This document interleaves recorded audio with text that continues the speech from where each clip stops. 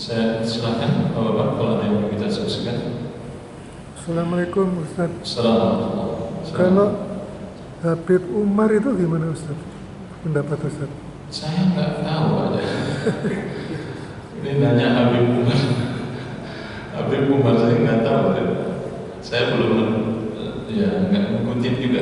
Jadi yang Habib yang ada, jujur Ustaz, saya nggak bisa jawab.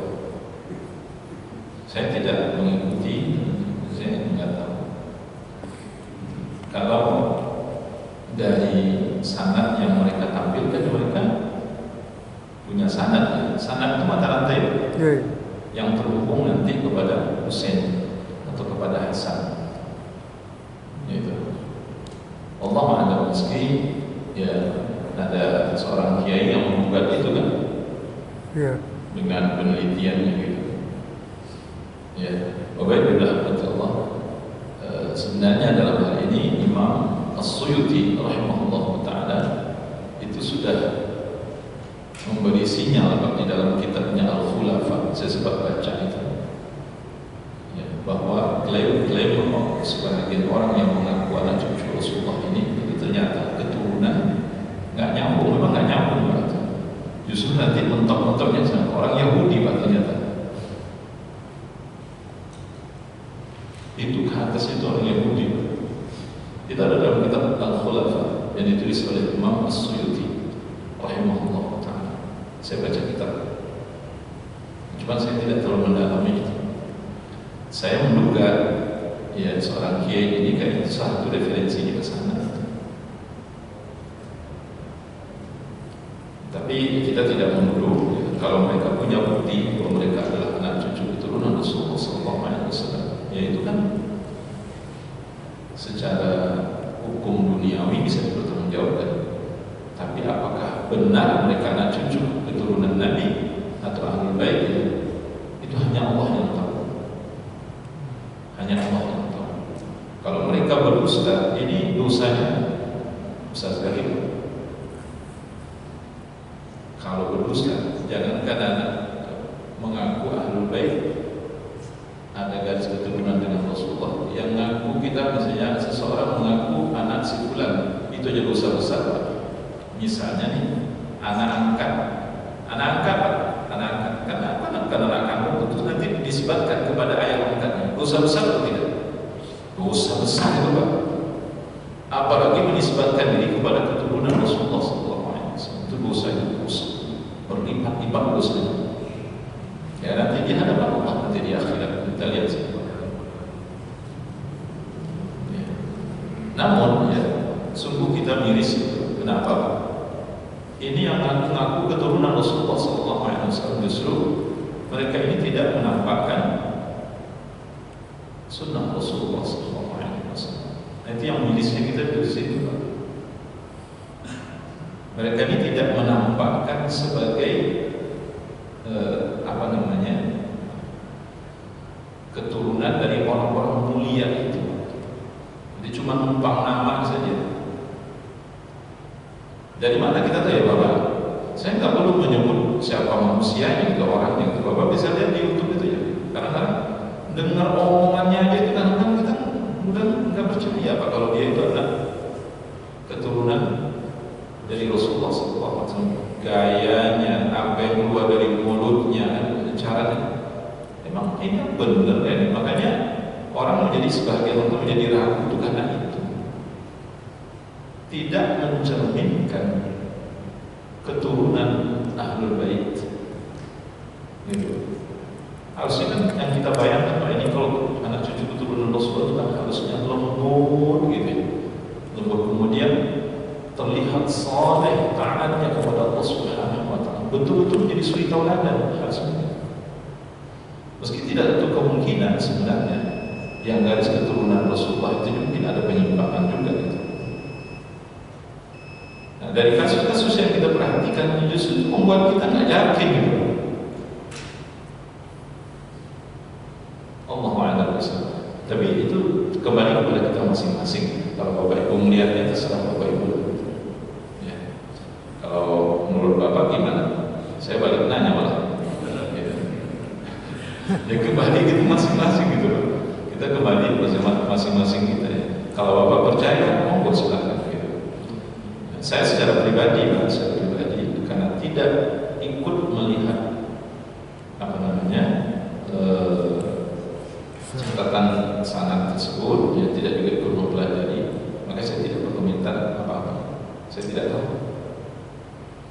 Allahu a'lam bishawab. Karena yang Bapak tanyakan itu tokoh besarnya. Iya.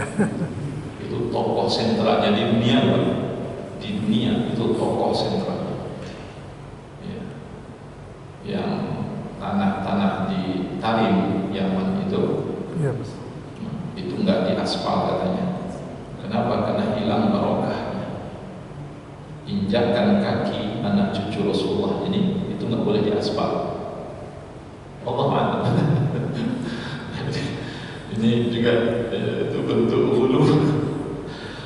hulu ya, melampaui batas terhadap kalau memang dia anak cucu keturunan Nabi, dia enggak begitu amat.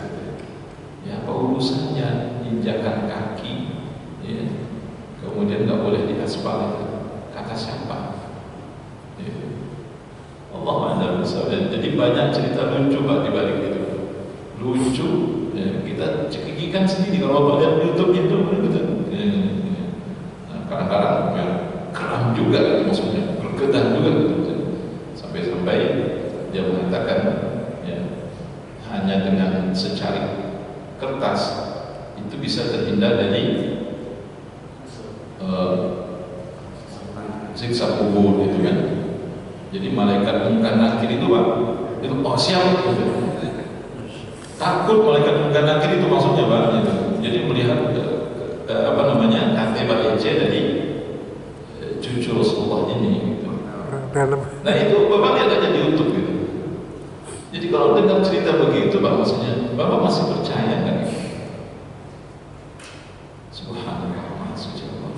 Lagi dia katakan sebagaimana pernah saya sampaikan sebelumnya, ini sebagai penutup bahasan. Dia katakan gurunya itu sempat mengatakan, ente gak pantas jadi murid aneh. Yang pantas jadi murid aneh itu levelnya seperti Imam Syafi'i, Imam Hambali, Imam Hanafi. Bapak Ibu padahal yang ngomong ini Pak jauh masanya dari Imam Syafi'i rahimahullah ta'ala. Kalau Bapak baca Imam Syafi'i itu kalau tiba di garis keturunan itu sepupu Nabi Pak. Kakek dari Imam Syafi'i itu ditarik dan dikasih namanya Muttalib namanya. Kakek Nabi Abdul Muttalib. Oh, dibaca.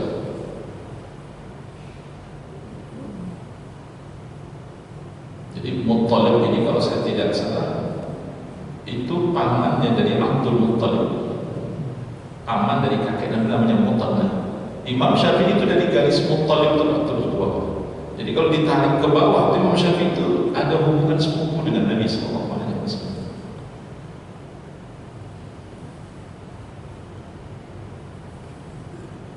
Tapi nggak pernah dengar kan Imam Syafi'i banyak ngomong gitu ya. Ya Imam Syafi'i kita dengar selama ini penuh dengan ilmu, tapi sudah cukuplah untuk membuat kita menjadi ragu gitu.